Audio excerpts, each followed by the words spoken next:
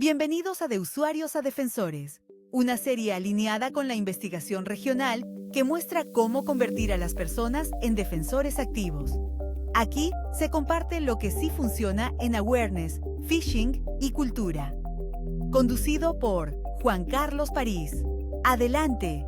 Bienvenidos una vez más a De Usuarios a Defensores, el podcast que busca transformar la forma en que entendemos la ciberseguridad en nuestra región. Hoy vivimos en un entorno digital en que las amenazas están presentes todos los días. Y aunque contamos con las tecnologías avanzadas, lo cierto es que la mayoría de los incidentes comienzan por un error humano. Este podcast nace con el apoyo de LACNIC y nuestro objetivo es claro: mostrar que los usuarios pueden dejar de ser ese eslabón más débil y convertirse en defensores activos frente a las amenazas. Hoy tengo el privilegio de compartir este programa, ya es el programa número 10 de nuestra primera temporada, con un invitado súper especial. Tengo el agrado de compartir hoy este podcast con mi amigo Daniel Valdés. Bueno, Daniel Valdés es un profesional de la ciberseguridad con muchísima experiencia. Él ha sido clave en transformaciones en roles de seguridad de la información, de un área meramente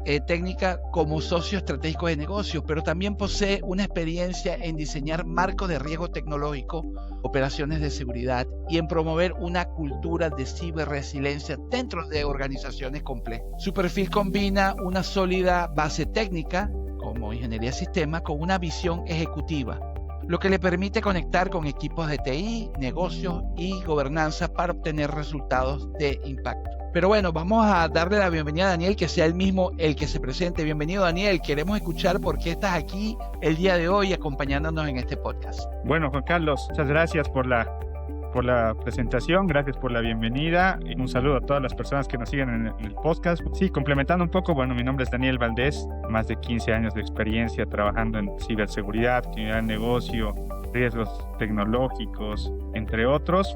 Actualmente soy subgerente nacional de seguridad de la información en Banco Unión en Bolivia. Bueno, estoy acá para poder tal vez compartir un poco dentro de la experiencia que me ha tocado vivir a lo largo de este tiempo en los temas relevantes en relación al awareness, a la concientización y a cómo tenemos que transformar un poco nuestra visión en relación a de usuarios a defensores. Excelente, Daniel. Oye, he estado viendo tu perfil y tu hoja de vida, y tu perfil es súper interesante porque tú has pasado por varios cargos en tu faceta profesional. Mira, has estado como auditor, has estado como en la parte de desarrollo y soporte técnico, has estado inclusive en grandes firmas como Ernst Young, como Staff Risk and Assurance, y tuviste nada más y nada menos que, imagínate, más de 12 años como jefe nacional de seguridad de la información.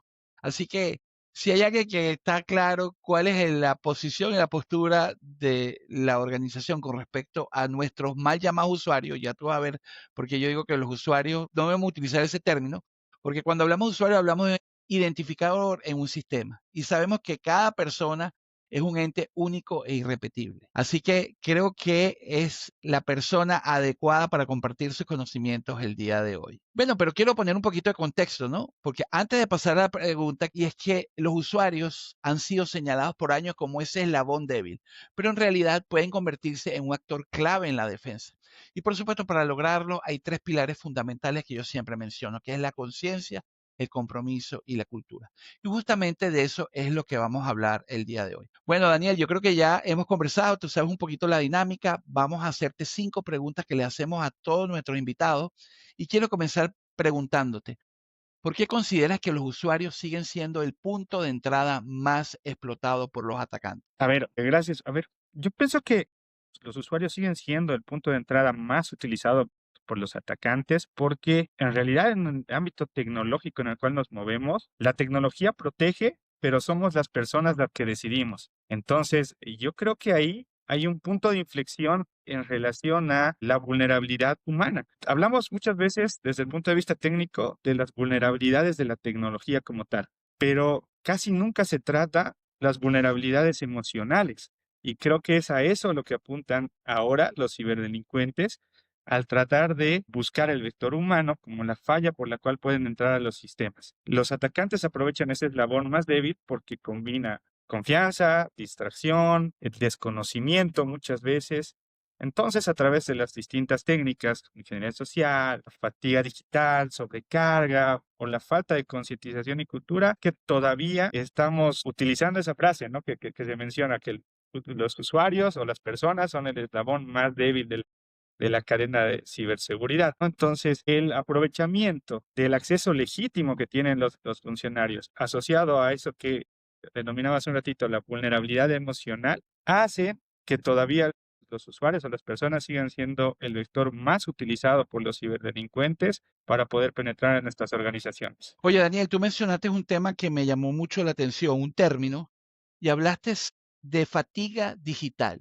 Cuéntame un poco, ¿qué es la fatiga digital? A ver, la fatiga digital yo la entiendo por que estamos en una sociedad hiperconectada, en la Ujú. cual cada persona tiene más de 2 o 3 dispositivos, está asociado o está vinculado o está registrado en más de 2 o 3 redes sociales. Entonces, recibe miles de mensajes en el día, de los cuales algunos de esos mensajes pueden estar ahí ocultos o pueden pasar desapercibidos en relación a engaños, en relación a estafas, en relación a ese tipo de accionar, ¿no? Entonces, yo lo llamo así, fatiga digital, porque realmente hay una sobrecarga en cuanto a la comunicación por medios digitales. Y muchas veces esos mensajes tendemos a ignorarlos. Entonces los contestamos o respondemos o hacemos clic simplemente porque necesitamos pasar al siguiente y al siguiente mensaje y al siguiente mensaje. Entonces, eso de la fatiga digital creo que es algo importante que se debería considerar ahora porque en la sociedad hiperconectada en la que estamos, creo que es uno de los males que se vienen pronto, ¿no? Me gustó mucho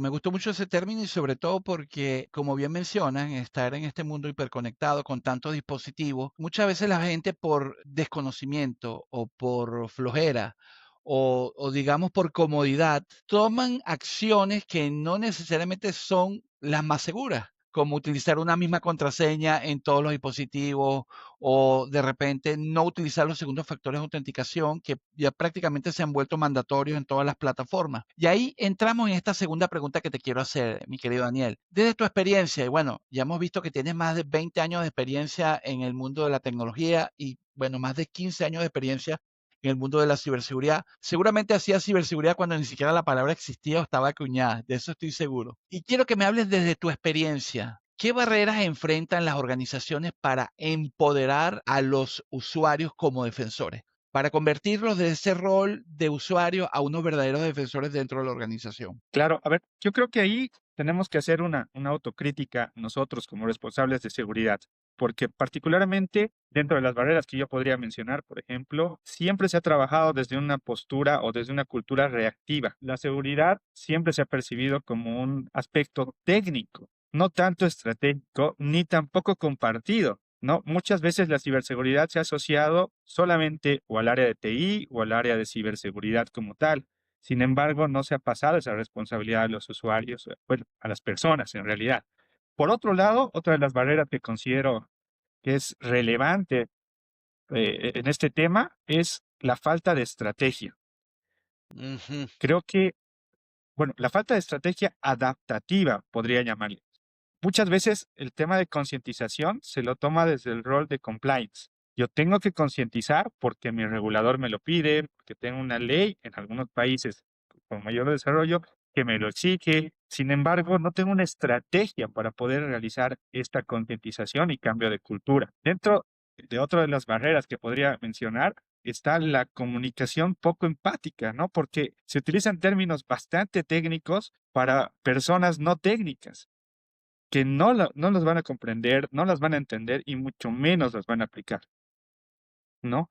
Y otro aspecto que particularmente yo lo he percibido como una de las barreras, se podría decir, para poder llegar de mejor manera a cambiar el comportamiento de las personas, es la ausencia de incentivos. Muchas veces este tipo de campañas, simulaciones, o pruebas que se las realizan desde el aspecto de sancionar. Si tú has caído en mi campaña de simulación de phishing, tienes una llamada de atención y ese tipo de cosas. Sin embargo, hay una ausencia de política de incentivos. No premiamos lo bueno, que debería ser algo también relevante Mira, dentro de Dani, este. que me parece increíble todo lo que tú has dicho y tengo que reconocer que Este es el último capítulo de la primera temporada. Es el episodio número 10 de la primera temporada. Y si yo supiera todo lo que está diciendo Daniel ahorita, que además es un resumen de todo lo que hemos visto a lo largo de estos 9 episodios, ha hecho un resumen magistral, pero además tengo que reconocer que lo ha hecho de manera independiente porque él solamente ha tenido acceso al primer capítulo que acabamos de publicar. Y él ha nombrado 3 cosas increíbles que quiero rescatar, ¿no? Primero, esa falta de estrategia adaptativa, entendiendo de que lo que funciona para uno no necesariamente va a funcionar para otro. Y lo que inclusive funciona para una empresa no va a funcionar para otra. Y lo que funciona para un departamento no necesariamente va a funcionar para otro. Eso me lo llevo. El tema de la comunicación poco empática. Queremos hacer capacitaciones de tecnología usando términos ultra tecnológicos que los usuarios a lo mejor ni siquiera lo que saben que es un phishing. Y lo último, lo de los incentivos. Oye, Dani, has hecho un resumen magistral de prácticamente esta primera temporada. Y esto me lleva a la tercera pregunta. ¿Qué papel juega la formación continua? Y siempre que hago esta pregunta, subrayo esa palabra continua. ¿Y cómo puede marcar la diferencia en la ciberseguridad de una organización? Excelente. A ver, yo creo que la formación continua, como tú dices, debe ser el motor de cambio cultural dentro de nuestra organización, dentro de cada organización. ¿Cuáles podría considerar las ventajas de poder tener programas de formación continua? Es, por ejemplo, la actualización del conocimiento. En un mundo en el que la tecnología avanza a pasos agigantados, el día de hoy ya estamos atrás en relación al conocimiento que podríamos tener el día de mañana con la tecnología que se va implementando.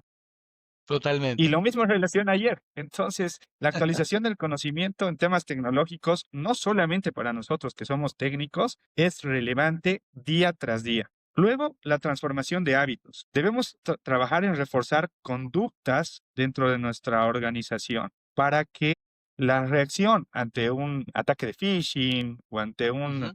enlace malicioso sea un hábito dentro de nuestros funcionarios, dentro de nuestros compañeros, y no sea algo que se realice por temor, ¿no? Luego, a ver, fortalecimiento de la cultura, aumentar la resiliencia organizacional. Creo que programas de formación continua nos ayudan a tener organizaciones más resilientes. Y Me gusta bueno, ese la término formación que continua con... Perdón, me perdón, gusta. adelante.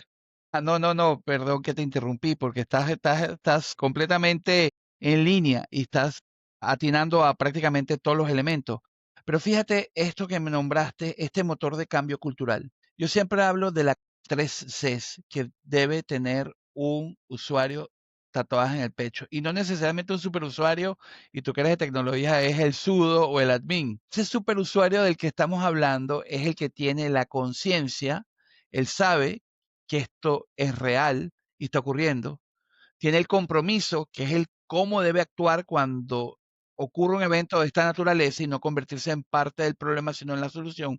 Y finalmente todo eso permea en la cultura. Entonces, cuando tú hablas de ese motor de cambio cultural, esa es una frase que yo, Dani, te voy a robar crédito, por supuesto, y voy a acuñar, porque de verdad, de alguna forma resume lo que deben ocurrir en las organizaciones para lograr ese cambio y, por supuesto, de alguna forma sobrepasar esas barreras que tenemos en este momento. Y esto me lleva a la cuarta pregunta. ¿Puedes tú compartir un ejemplo, puede ser un caso de éxito, un reto, en el que la capacitación haya cambiado la forma en que tu equipo respondió a una amenaza? ¿Tú tienes alguna referencia? Inclusive puede ser una referencia buena o no tan buena, porque siempre aprendemos de nuestros errores. Siempre menciono a mi director de riesgo en el banco, que él siempre dice que no hay prueba mala. Incluso si todo te salió malo, eso es un gran aprendizaje. Tenemos el tema de las lecciones aprendidas. Entonces, compártenos un ejemplo, un caso donde tú de verdad puedas decir que la capacitación, el awareness o ese tiempo que nosotros le dedicamos a nuestros colaboradores para que actúen de manera correcta ante un evento haya cambiado la forma como tu equipo respondió a una amenaza. Claro que sí. A ver, esto pasó hace algunos años. Ok, Terminando la etapa de la pandemia, ya saliendo de la pandemia, y acá en Bolivia, sobre todo en las entidades financieras, estaba dando muchos ataques a la cadena de suministro, ¿no? Y ok, mediante la cadena de suministro, obviamente llegar a las organizaciones, sobre todo entidades financieras o entidades de bolsa, ¿no? Bolsa de valores. Entonces, nosotros con el equipo que tenía en ese entonces nos sentamos a analizar cuáles eran las áreas que tenían mayor relación con proveedores, con empresas externas que podrían ser vulnerables y que eventualmente podrían llegarnos ataques por ese tipo de proveedores. Entonces decidimos hacer un par de reuniones, un par de capacitaciones, por así llamarlo, con el área de marketing y con el área de talento humano. Y con administración, que eran justamente las áreas que tenían mayor relación con proveedores. Hicimos una charla, hicimos una concientización propia para esas áreas, bastante dirigida justamente a cómo deberían reaccionar ante algunos eventos. Y a las 3 semanas aproximadamente de que tuvimos esa charla, sufrimos un ataque por ese lado. Nos llegó justamente de un proveedor del área de marketing. Era una empresa que se dedicaba a hacer temas de administración de plataformas sociales, de redes sociales. Tuvo un ataque y a través de ese proveedor nos llegaron enlaces maliciosos, nos llegó malware y la Wow. verdad es que ahí sí pudimos ver el cambio de comportamiento en los usuarios al haber realizado una capacitación propia o dirigida para el área en específico, ¿no? Las personas tuvieron una reacción ideal, portaron los incidentes, bloquearon los puertos dentro de sus equipos, desconectaron de la red, hicieron todo lo que nosotros El habíamos protocolo. mencionado Perfecto. y pudimos parar el ataque. Un ataque que la empresa que trabajaba con nosotros, que trabajaba con otras entidades, no tuvieron la misma suerte. Entonces ahí pude reafirmar el hecho de que se debe trabajar en capacitaciones o en concientizaciones adaptativas. No podemos seguir trabajando de manera general en el clásico boletín o la clásica capacitación grabada que llega a todos, pero el mensaje no llega a nadie. Es Daniel, importante pero dedicarle tiempo a adaptar. correcto, pero fíjate, Daniel, qué interesante que los atacantes sí lo están haciendo. Y hemos mencionado durante esta Exacto. primera temporada lo que conocemos como la hiperpersonalización de los ataques. Ya los atacantes, eso de que mandaban un correo que lo puedes identificar por la ortografía o porque parece que lo hubiera escrito Tarzán, ya eso es del pasado. Ya los atacantes están utilizando la inteligencia artificial no solamente para redactar correos prácticamente perfectos, sino para crear esos ataques personalizados, adaptativos, como bien menciona Daniel, para que las víctimas pues se sientan más tentadas a entregar información, a hacer clic o hacer acciones que no necesariamente sean en su mejor interés. Daniel, y llegamos ya a la quinta pregunta. ¿Qué buenas prácticas destacarías como modelo para que otras organizaciones en Latinoamérica puedan adoptar de lo que de tu propia experiencia o de lo que has hecho? Acabas de mencionar una fantástica, el tema de esas capacitaciones adaptativas específicamente enfocadas en lo que es la cadena de suministro, pero no sé si tienes alguna otra que te gustaría destacar como modelo, pues, para Latinoamérica, entendiendo nuestra propia idiosincrasia, ¿no? Claro, a ver, ahí yo creo que podríamos ahondar en el concepto de la formación personalizada y constante. Dentro de cada organización existen diferentes tipos de generaciones dentro de nuestros usuarios o personas que trabajan con nosotros. Entonces, la capacitación debe ser personalizada y constante. Por otro lado, creo que deberíamos ahondar en el tema de la comunicación empática. No podemos seguir utilizando términos o terminología técnica con usuarios o funcionarios o personas que no son técnicas. El Sí. tercer punto, creo yo, es el del reconocimiento y la motivación. Creo que es importante no condenar, sino reconocer cuando nuestros colaboradores, cuando las personas realizan actos de acuerdo a lo que deberían hacer, de acuerdo a las recomendaciones que se han realizado. Y un punto importante que creo que es clave que nosotros que trabajamos en seguridad podamos desarrollarlo es el de la medición y mejora continua. No podemos mejorar aquello que no medimos. Entonces, si no medimos la efectividad de las campañas que realizamos, de las pruebas que realizamos, no vamos a poder mejorarlos, no vamos a poder ajustar aquello que esté fallando y no vamos a poder trabajar en mejorar la cultura organizacional. Claro, perfecto. Oye, has hecho un resumen más completo todavía del que adaptamos con esos puntos. Espero que todos nuestros oyentes que de alguna forma trabajan en el tema del awareness, la concientización o en el tema de ciberseguridad y quieran reforzar este tema con sus equipos, hayan tomado nota de todos los comentarios y retos que nos ha comentado Daniel. Oye, Daniel, pero vamos a abrir un poquito ya el espacio libre para que ya puedas desarrollar algunas ideas propias tuyas. Ha sido interesante escucharte. Y fíjate, bueno, tuve el privilegio de conocerte en el CELAES 2025. Te escuché hablar, escuché tus intervenciones. Tuve también la oportunidad también de dictar mi propia charla en el cierre del evento y yo mencionaba un tema interesantísimo y era que preguntaba a la audiencia, y tú debes recordar de mi presentación, ¿qué evento era más probable que ocurriera?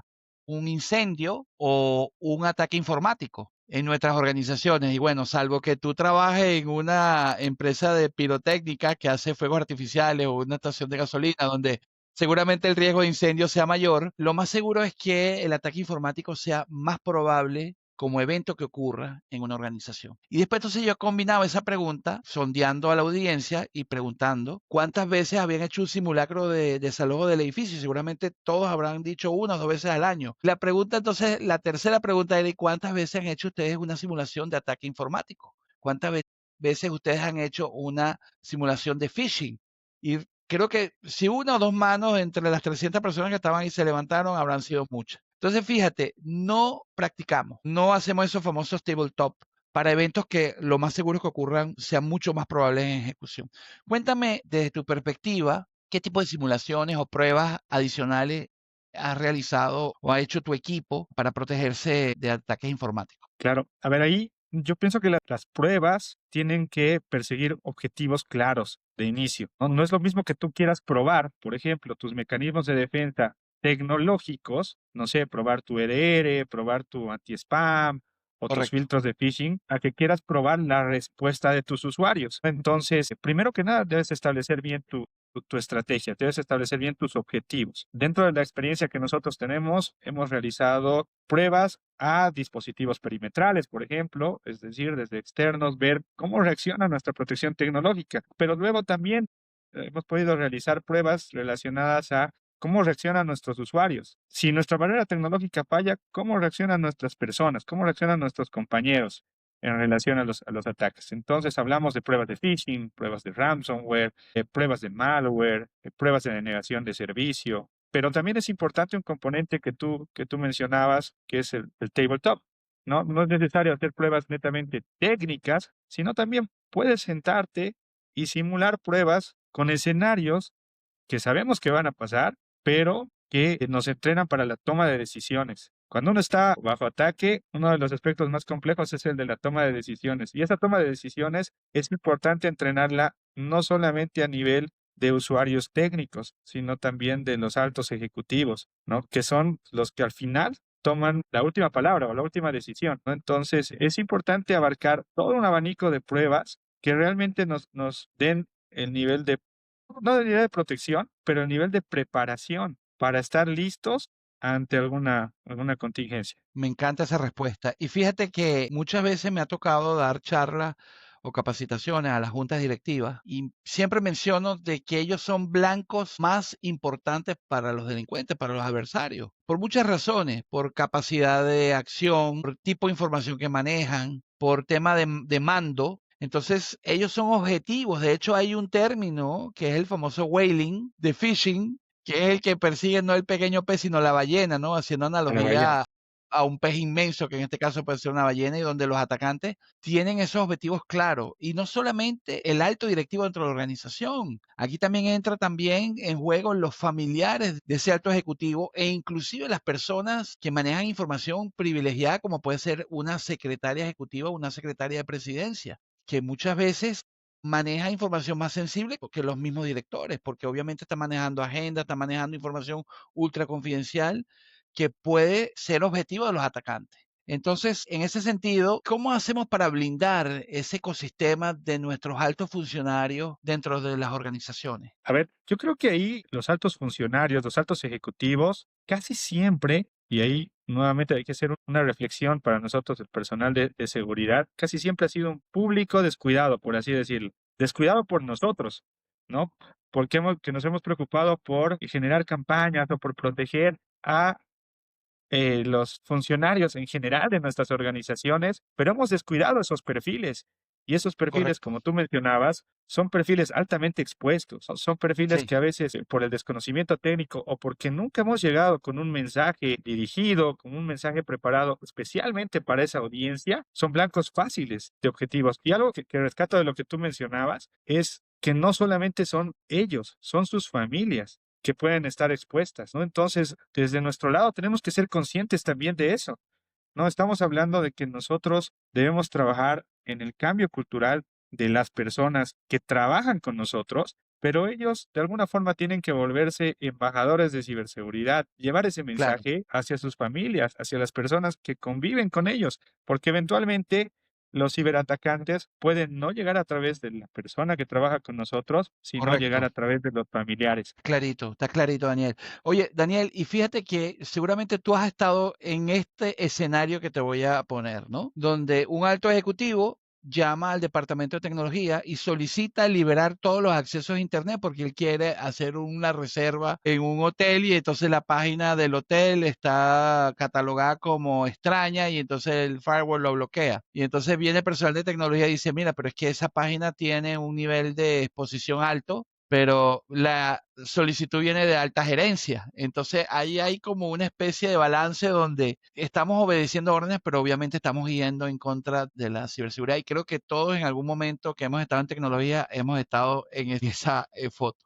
Y fíjate, Dani, ahora quiero mencionar que nosotros aquí en nuestro programa, para cerrar, te vamos a pedir tres aportes bien concretos. El primero, quiero que des una recomendación muy puntual, en una frase dirigida a las organizaciones y a los equipos de tecnología y ciberseguridad. Una acción concreta. ¿Qué recomendarías para fortalecer la defensa de sus colaboradores? A ver, microentrenamientos, simulaciones reales, comunicación empática y medición de resultados. Creo que en esos 4 aspectos se resumiría todo. Parece Genial. poco, porque estamos hablando de 4, pero realmente es bastante trabajo, pero es necesario. Por favor, quiero que presten atención y tomen nota. Vuelve a decir esos 4 puntos porque es relevante repetir. Entrenamientos, simulaciones reales, comunicación empática y medición de resultados. Ahí tienen el roadmap perfecto para crear un programa de awareness efectivo en sus organizaciones. Excelente. Ahora, Dani, todos consumimos tecnología. Quiero que ahora des un consejo personal bien puntual para las personas que ahora mismo nos están escuchando.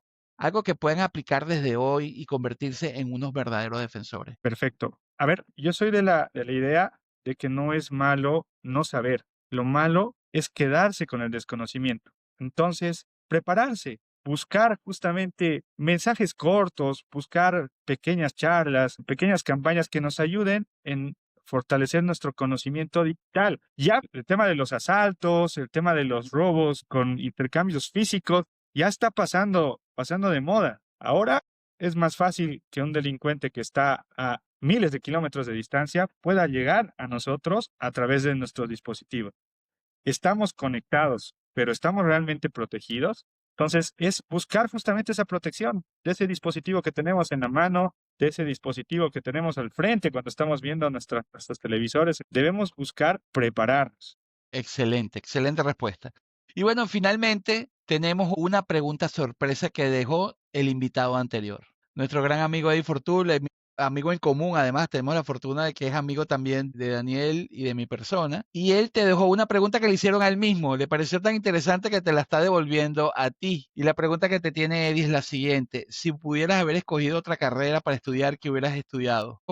Eddie me dijo, si yo hubiera podido escoger otra carrera que estudiar que no fuera tecnología, hubiera escogido ser médico, cosa que de verdad me impresionó. Yo quiero escuchar a ver qué te gustaría haber estudiado si no hubieses estudiado tecnología. A ver, esto es algo muy personal. A mí, No, no, por sinceramente, supuesto, es que las preguntas son así, las preguntas no necesariamente tienen que ver con el tema, sino es una pregunta abierta, es preguntar lo que quieras y tú vas a dejar una pregunta para el primer episodio de la segunda temporada, que tenemos un invitado sorpresa que no te voy a decir todavía quién es. excelente, excelente. Bueno, primero que nada, un saludo a Eddie. Gracias por la pregunta. La verdad es que bastante interesante.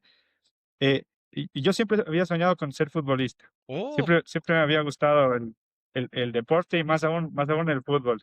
Pero bueno, en algún momento llega a tomar la decisión entre si sigo una carrera universitaria o me dedico al deporte, ¿no? Entonces, si no hubiera estudiado lo que estudié, a mí me hubiera gustado ser futbolista, la verdad. Qué lindo. ¿Y eras bueno jugando? Yo creo que sí, al menos jugué buena parte de mi vida, así que Ay, qué lindo eso. Bueno, es una faceta que no conocía tuya. sí, la verdad es que es algo que me encanta y que trato de incentivar también en mis hijos, ¿no? Creo que el deporte, como dicen, es salud, el deporte es vida, entonces te da mucho. Claro que sí. Muchísimas gracias, Daniel. Ha sido de verdad un honor tenerte acá. Ha sido una conversación valiosa, llena de aprendizaje. Creo que has hecho un resumen de esta primera temporada de Usuarios Defensores. Y bueno, y a quienes nos escuchan, gracias por ser parte de este programa. Recuerden, la ciberseguridad no depende solo de la tecnología, sino también de nosotros. Cada uno de ustedes puede ser parte de esa primera línea de defensa. Y con esta reflexión, pues nos despedimos por hoy. Nos escuchamos en el próximo episodio, que ya será la segunda temporada de Usuarios a Defensores. Muchísimas gracias, Daniel. Una frase de cierre, por favor. Gracias a ti, Juan Carlos, por la invitación. Gracias por la oportunidad. Y bueno, como frase de cierre, yo mencionaría que la seguridad no es solo firewalls o contraseñas, sino que vive en cada decisión que nosotros tomamos todos los días. Me encanta. Bueno, muchísimas gracias y nos vemos en la próxima temporada. Chao, chao. Gracias. Queremos agradecer muy especialmente a nuestro invitado por compartir su experiencia y ayudarnos a crear conciencia. También a LACNIC por patrocinar este proyecto que impulsa la ciberseguridad en nuestra región. Y, por supuesto, gracias a ti por escucharnos y ser parte de esta comunidad que trabaja cada día para convertir a los usuarios en defensores, en la primera línea de defensa frente al fraude y la ciberdelincuencia organizada. Nos encontramos en el próximo episodio de Usuarios a Defensores.